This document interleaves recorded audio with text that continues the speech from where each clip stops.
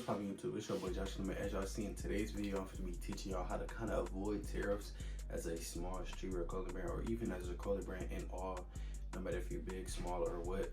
Because as a small clothing brand myself, and this is my brand right here, the products are out. It's just these zip ups right here. Boom, great quality. As me being a small clothing brand myself, I'm kind of trying to, like, you know, the tariffs kind of like stop everything because main manufacturers are in China, but since, you know, they're kind of playing tariff wars with each other, it's kind of hard to say, engage, how are you gonna manufacture your stuff. So inside this video, I'm gonna be giving y'all the tips that I learned and that I found out from just doing research and looking at videos on like how to kind of avoid the tariffs. And yes, make sure that like button, the subscribe button. If you have any comments, anything that I did not answer inside this video, drop it down in the comments down below. I'm either put it inside my next video or I am gonna respond to it. So with that being said, let's straight to this video.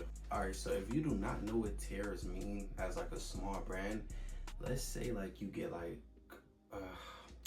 let's say you get like 100 hoodies, right? So boom, let's say you get 100 hoodies inside of your bulk. Once they go to customs, you're gonna pay like however much percent it would be tariffs for that country. So let's say China's like 20-30% tariffs.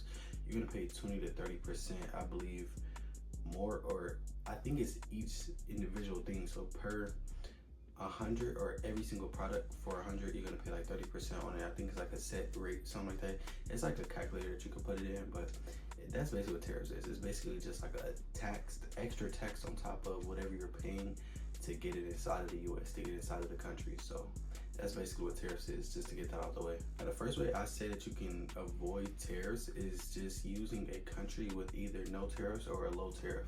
And when I say no tariffs or low tariffs, I mean places like Pakistan, Portugal, let me see what else.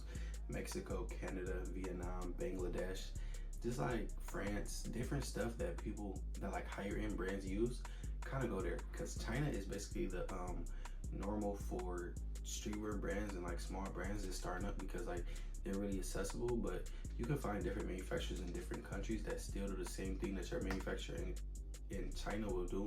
But it may either be cheaper, it may be faster, their turnaround time may be faster, the quality may be faster, prints may be faster, you never know.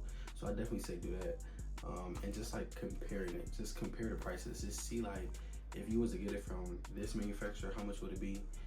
How does the sample come out, and compare it to your China manufacturer. So like me personally, I would go ahead and get a Mexico manufacturer and order a sample. And I would see like, okay, cool, does the stitching look good? Does the quality look good? Does the zipper zip up and down really good? Just comparing it like that will like really help you, because you wouldn't blindly go in spending $1,500 on a bulk order from somewhere that you don't even really know.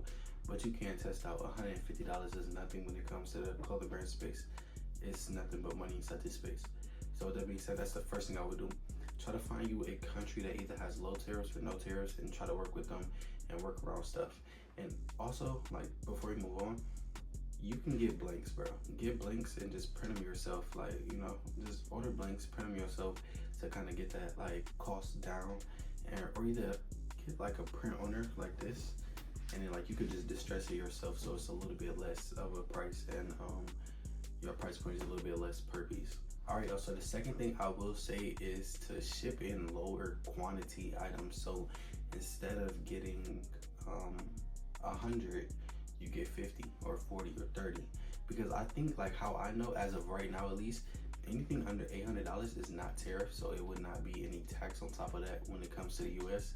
So if your bulk order is less than 800, then you're not gonna have to pay that extra whatever it would be if your bulk order was 2,000, 2,500, 10,000, whatever.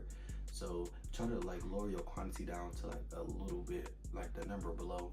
And the thing with that would be you have to kind of raise the prices so you can hit that same margins in a way, so you can make that money back essentially. So if you're paying 25 per hoodie, you may have to charge like $85, $90 per hoodie, so you can make about like what, 55 back, like 50 back or whatever. So yeah, just kind of pay attention to that when you charging up prices and you're looking at the new tariffs, especially if you are still going to stick with China. You have to kind of like raise your bar a little bit, basically. All right, y'all, so something I just learned today is ordering your bulk order to like a 3PL inside like another state, so like Mexico or China.